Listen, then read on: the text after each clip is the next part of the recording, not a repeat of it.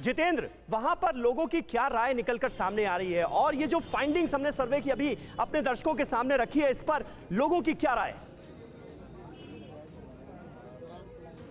बिल्कुल समीर, बता दूं कि इस वक्त मैं मौजूद रायबरेली के अलीमिया चौक पर हूं। काफ़ी हॉट सीट है क्योंकि जो पहले अगर 17 की बात करें तो सपा कांग्रेस मिलकर लड़ी थी, अदिति सिंह जीती थी, लेकिन इस बार उन्होंने पार्टी बदल दी है। दूसरी बात, जो सर्वे था हमारा वो साइंटिफिक रहा है क्योंकि हम रैंडमली गए हैं और लोगों से बात की। यहाँ भी कुछ लोगों से बात करते हैं, आप आए जरा। क्या नाम है आपका? दिलदार रायनी। ये बताइए कि एक सर्वे हमने किया था जिसमें 78% जो मुस्लिम वो कह रहे हैं सपा को जाएगा, आप इससे इत्तेफाक रखते हैं? देखिए 78 नहीं, मेरा जहाँ तक मानना है कि आपका सर्वे कहीं ना कहीं लोगों तक नहीं पहुँच पाया। और मेरा मानना है लगभग सभी मुसलमान 100% मुसलमान समाजवादी पार्टी को चाहते हैं, क्योंकि वो ओवैसी साहब को क्यों नकार रहे हैं? देखिए ओवैसी साहब कौन है? उत्तर प्रदेश का जनता इससे कोई मतलब नहीं रखता। वो है तेलंगाना के नेता है, वो वहीं जाए। वो आपके हितैषी नहीं है? नहीं, हितैषी नहीं।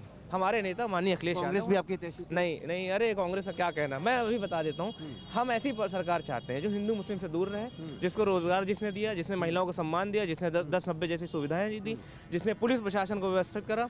इनकी सरकार जो अभी मौजूदा सरकार है, इसने क्या करा? युवाओं ने अगर रोजगार मांगा तो उस पर डंडे चलाए, महिलाओं का सम्मान। 12 से 17 के बीच कुछ हुआ मुसलमानों के लिए? बिल्कुल, बहुत सारी चीजें हुई। गिनाए कुछ कि हमारे क्या नौकरियां नहीं मिली मुसलमानों के लिए? क्यों, मैं सबको दिया। अभी एक आपने जो कहा कि उनकी तरफ जा रहा है, मैं इसलिए पूछ रहा हूँ। देखिए मैं इसलिए कह रहा हूँ क्योंकि देखिए मुसलमान हो या हिंदू हो, सबको सम्मान, अधिकार और सुरक्षा का चाहिए। और ये मौजूदा जो सरकार बैठी है दंगे भड़काने काम करी। एनआरसी में क्या हुआ देखिए, निर्दोषों। विकास होना चाहिए ना, विकास का मुद्दा ही मुसलमानों के लिए, मुसलमानों के लिए। एनआरसी में आप देखिए क्या मुसलमानों घर गिराए नहीं गए, मुकदमे नहीं दर्ज करे गए। अभी देख लीजिए। ये बताइए, चुनाव में मुद्दा विकास का हो या फिर कैंडिडेट कौन किसको दिया गया है, या जाति का आधार हो?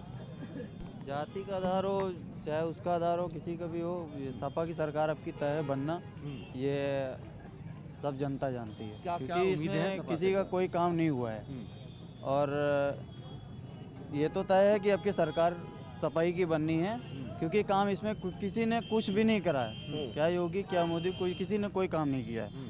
बस हिंदू मुसलमान का मुद्दा लेके ये लोग सपाही क्यों बन रही है? क्योंकि ओवैसी साहब हैं, चंद्रशेखर आजाद हैं, बसपा है, तमाम लोग बात करते हैं। इधर है, क्या कह रहे हैं आप? इधर है, हाँ क्या कह रहे हैं? ओवैसी साहब सरकार बनाने की लाइन में नहीं है तो ओवैसी साहब की बात क्यों करें? सरकार नहीं बना पाएंगे, कम सीटों पर लड़ रहे हैं, इसलिए आप उनका साथ नहीं दे रहे हैं। हाँ, ठीक है, एक तो चुनावों में हिंदू मुस्लिम नहीं होना चाहिए, ये एक राय निकलकर सामने आ रही है, लेकिन यहां पर जो लोग मौजूद हैं कम से कम वो ये कहते हुए नजर आ रहे हैं कि देखिए एक मुश्त जा रहा है मुसलमानों का वोट इस बार समाजवादी पार्टी के खाते में। राम कृपाल जी भी हमारे साथ इस वक्त जुड़ गए हैं, वरिष्ठ पत्रकार हैं, उनकी भी राय जो है वो बड़ी अहम होगी आज के इस शो में। लेकिन रजनीश रंजन का मैं रुख करना चाहूंगा, उससे पहले बादलपुर गांव से, मायावती के गांव से वो हमारे साथ मौजूद हैं, और उसके बाद सतीश प्रकाश जी आपके पास आ रहा हूं मैं सवाल के साथ। रजनीश, मुझे ये बताइए, जब ये बात हो रही है कि नहीं जी बीजेपी के खाते में नहीं, इस बार समाजवादी पार्टी के खाते में जाएगा, दो ही पार्टियां टक्कर देती हुई एक दूसरे को नजर आ रही हैं। मायावती के गांव में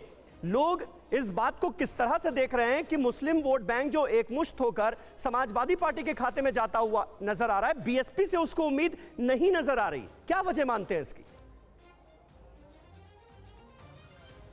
बिल्कुल, देखिए बादलपुर गांव में यहाँ पे लोग हमारे साथ हैं और इन लोगों से बात करेंगे। युवा वर्ग के लोग हैं, कुछ बुजुर्ग लोग भी हैं, उनसे बात करेंगे। सबसे पहले तो ये बताइए कि बादलपुर गांव बड़ा, इस गांव का बहुत नाम है, मायावती यहीं से हैं। अभी TV9 ने एक सर्वे किया है और उसमें ये बताया जा रहा है कि असली लड़ाई समाजवादी पार्टी और बीजेपी के बीच में है। बहुजन समाज पार्टी पर खास तौर पर मुस्लिम लोग भरोसा नहीं जता रहे, इस पर आपका क्या कहना है? बताइए आपका क्या कहना है? मुस्लिम भी वोट देंगे, जब आप पहले से दिए उन्होंने वोट, तो बहन जी ने बहुत काम किए हैं हमारे गांव के अंदर। मायावती जिस तरीके से चुनाव प्रचार में अभी तक ठीक से उतरी नहीं है, ऐसा लग नहीं रहा है कि इस चुनाव को लेकर लोग गंभीर हैं और इसीलिए दलित समाज हो या मुस्लिम समाज हो, कहीं ना कहीं उनसे थोड़ा अलग नजर आ रहा है। अलग तो नहीं है जी, आते फिर आएगा दोबारा। ये तो देखो चुनाव में चलते रहते थोड़े ऊंच नीच, पर अब का फिर लहर आएगी जी, जैसे पहले लहर थी। ठीक है, कुछ और युवा वर्ग के लोग हैं, आप बताइए आपका क्या ख्याल है, क्या कहना है, इस बार चुनाव में क्या होगा? दलित किधर जाएंगे, मुस्लिम किधर जाएंगे? दलित कहीं नहीं जाएंगे, जितने भी हमारे दलित वोटर हैं वो सब बीएसपी को वोट देंगे। और ऐसे आप अभी बात कर रहे थे कि बहन जी मैदान में क्यों नहीं उतर रही हैं।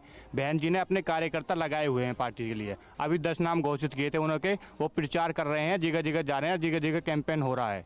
और लोगों को जोड़ने का कार्य कर रहे हैं। चलिए, तो मायावती के गांव में दलित कम से मायावती कम के ये साथ में भरोसा है कि मायावती के कार्यकर्ता जो हैं वो ग्राउंड पर उतर रहे हैं और ये जो साइलेंट वोटर्स हैं ये असर दिखाएंगे बहुजन समाज पार्टी के पक्ष में। कोरोना धर्म नहीं देखता, जात नहीं देखता, अमीर गरीब ऊंच नीच नहीं देखता। कोरोना सिर्फ मौका देखता है, लेकिन आप उसे मौका मत दीजिए। बस इतना कीजिए, जब कभी दफ्तर से बाजार से घर लौटिए तो इतना ख्याल जरूर रखिए कहीं आपके साथ कोरोना आपके घर तो नहीं जा रहा। भूलिए मत, कोरोना अभी जिंदा है।